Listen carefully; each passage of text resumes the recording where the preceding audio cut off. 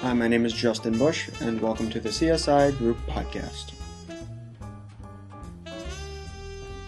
Hi, my name is Philip Calderon, and welcome to our podcast about 3D technology. It's no question that technology changes the way we work and live. With most areas of technology, be they medical, agricultural, or even household, you would be more likely to find examples of past advancements in books or museums. When it comes to the entertainment industry and its many facets, this is not the case. In entertainment, we are blessed with a visual and or audible timeline of its progression, readily available to anyone with a CD or DVD collection, an iTunes account, or even a library card. And what's better, you don't need any specialized training to appreciate what's changed. Take a listen to an old country album from the 30s, even on a CD, and then listen to the latest Taylor Swift release. Clearly, media technology is not willing to rest on its laurels. Works of art including photography, film, and music have always been meant to incorporate their audiences, but it's usually expected that the audience will take a passive role. Until recently, the line has been pretty clearly drawn. More and more people seek ways to be interactive with their environment, even if that merely translates to inventing new ways to make it portable.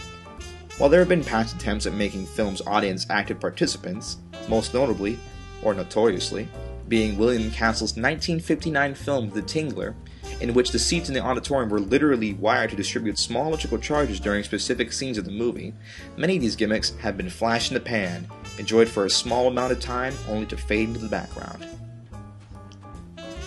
The newest technology to cross the barrier from gimmick to industry standard is not a new technology at all. In fact, 3D technology has had its film premiere as far back as the early 20th century. As history has shown, its initial iteration failed to convince studios to pony up the dough to make 3D movies a common release. Following brief flirtations in the horror genre of the 1960s and 1980s, 3D, with its uncomfortable cardboard glasses and red and cyan lenses, lacked any staying power. And so it seems appropriate enough that a horror film should be the first to usher in the new age of 3D films, with January 2009's My Bloody Valentine 3D.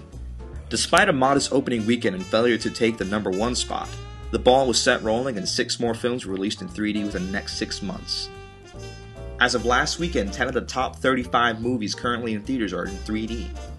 With the advancements made by Real D, moviegoers are offered a much more comfortable visual experience. The 3D glasses of today resemble everyday plastic sunglasses with gray lenses, with fewer scratched noses and less headaches. In addition to entertaining the masses, Real D does apply this technology to military HUDs, medical procedures, and working with NASA to pilot their Mars rover. On a larger scale, IMAX has been hard at work on its own 3D technology.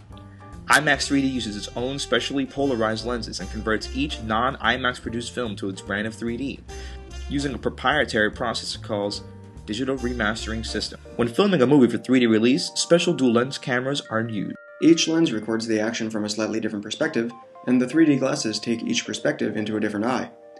When these images are taken together, the brain registers these images as one and is tricked into perceiving depth. That's all well and good for the theater-going crowd, but what about those of us who prefer the small screen? If you're a sports fan, you're in luck. ESPN has already begun broadcasting its ESPN 3D channel. As for regular programming, DirecTV has at least 3 3D channels up and running. So how do these TVs work? There are actually different types of technologies at work in different TVs. Passive glass and active glass systems both require 3D glasses to be worn by the viewers. Passive glass is the most comparable to the process used in movie theaters. Active glass systems are more advanced, but the glasses cost around $100 each. If you're hoping to avoid looking foolish in front of the tube, glasses-free 3D is also available, with varying degrees of success. Lenticular viewing doesn't require glasses, projecting not one but 2 separate images onto the screen. Unfortunately, the viewer must be seated directly in front of the TV to create the illusion of 3D. Panel systems have a second screen in front of the regular TV screen that acts in place of 3D glasses.